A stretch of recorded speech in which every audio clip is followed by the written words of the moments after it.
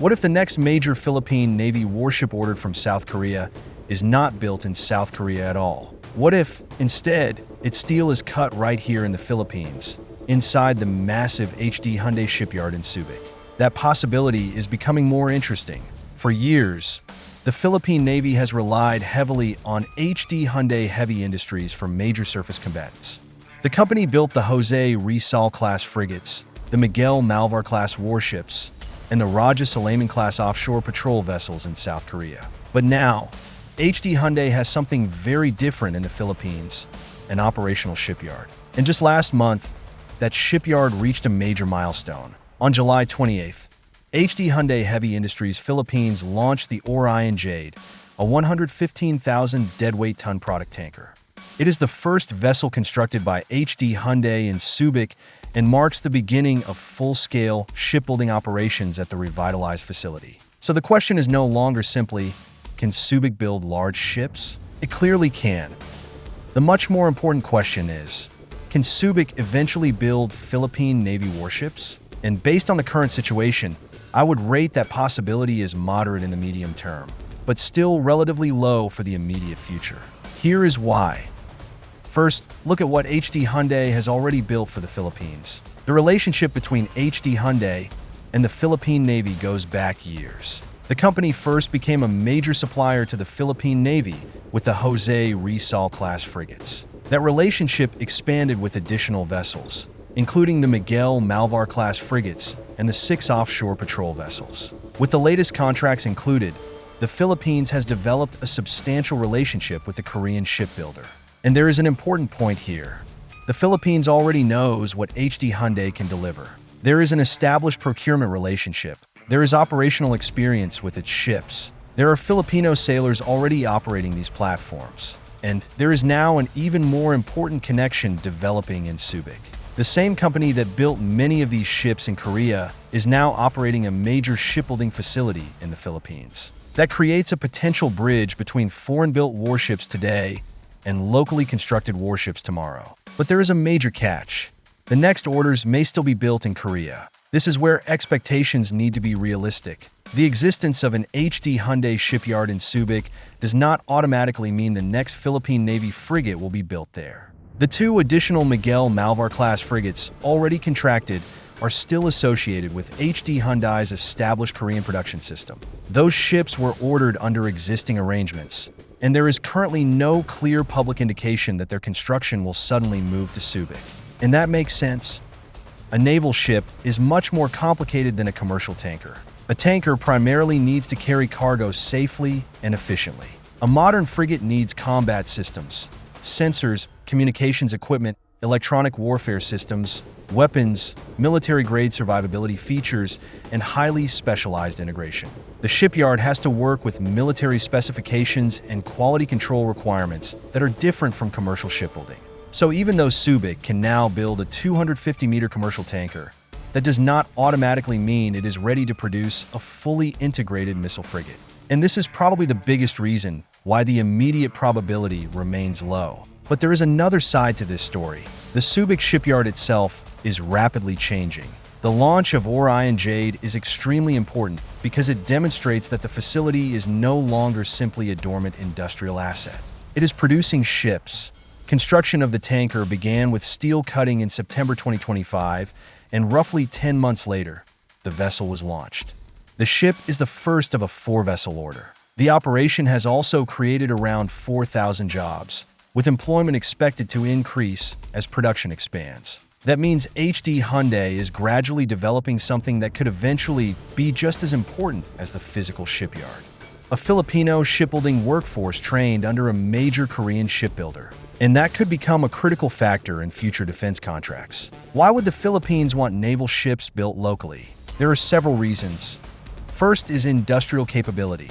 The Philippines has long wanted to strengthen its self-reliant defense posture. Instead of simply buying finished military equipment from abroad, the country wants to gradually develop the ability to maintain, repair, modify, and eventually manufacture more of its own defense platforms. Building a warship locally would represent a major step in that direction. Second is technology transfer. If a future contract requires some level of local construction, Filipino engineers, technicians, welders, electricians, and shipbuilders could gain experience working on increasingly sophisticated vessels. That knowledge can eventually spread throughout the domestic maritime industry.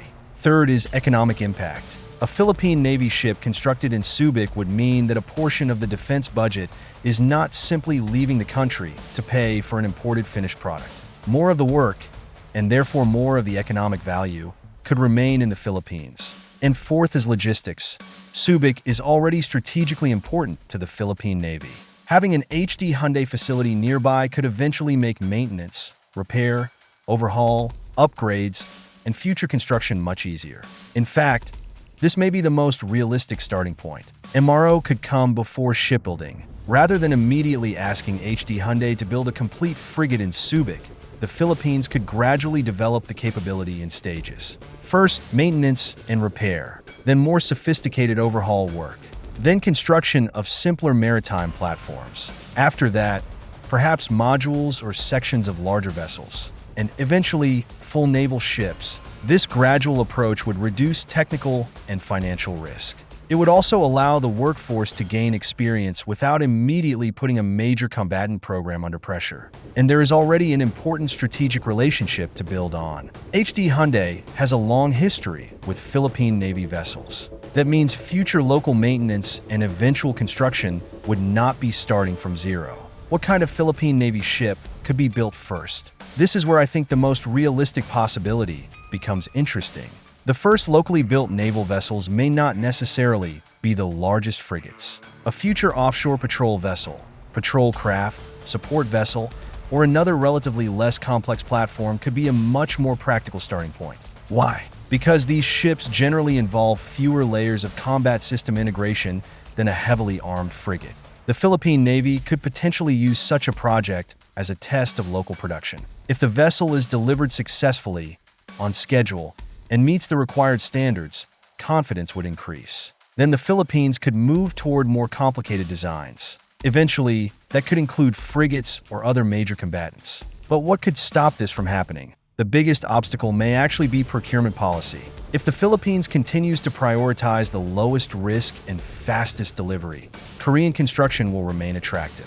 Hyundai already has established production lines in South Korea. Its workers are experienced in naval construction. Its facilities have already delivered Philippine Navy combatants. And the Philippine Navy knows the process. Moving production to Subic introduces additional risk. There are also questions about military technology transfer. Not every component of a warship can simply be manufactured locally. Some weapons, sensors, combat management systems, propulsion components, and other sensitive technologies may still need to come from foreign suppliers.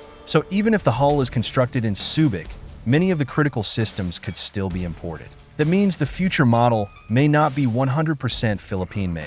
Instead, it could be a hybrid model, Korean design, Korean technology, international weapons and sensors, but Filipino labor and local ship construction. And honestly, that may be the most realistic path. There is also an important signal coming from South Korea. Recent Korean industry reporting is watching whether Hyundai could eventually build naval vessels locally in Subic if the Philippine government requests it. That wording is important.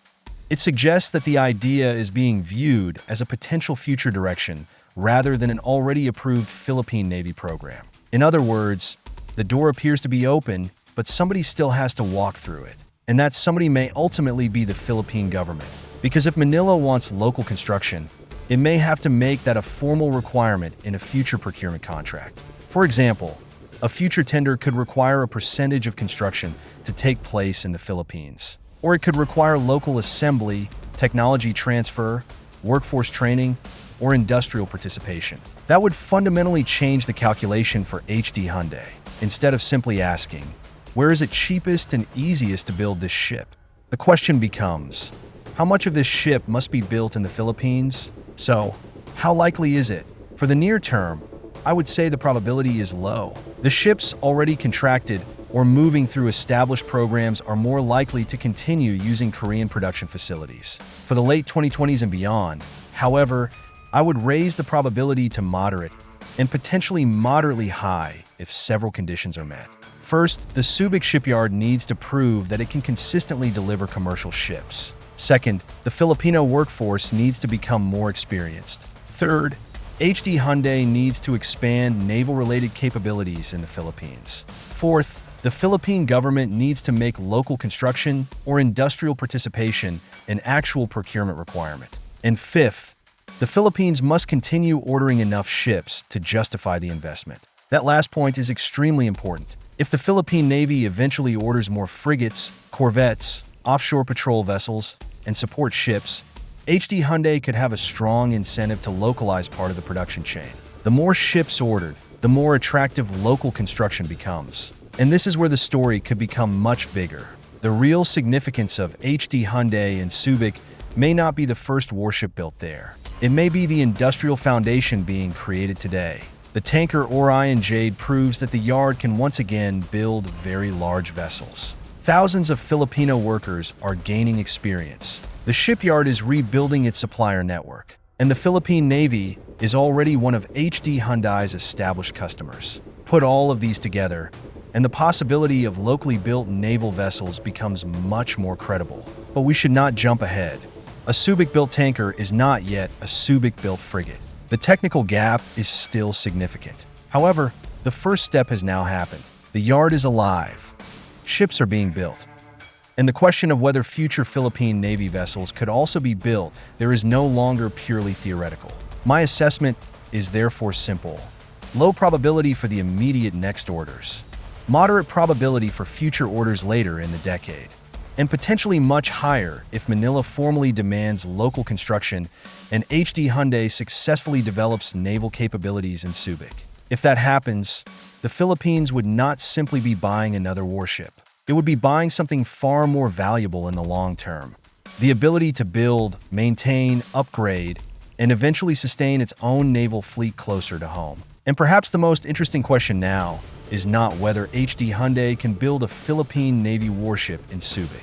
It is whether the Philippine government will eventually decide that the next warship should be built there.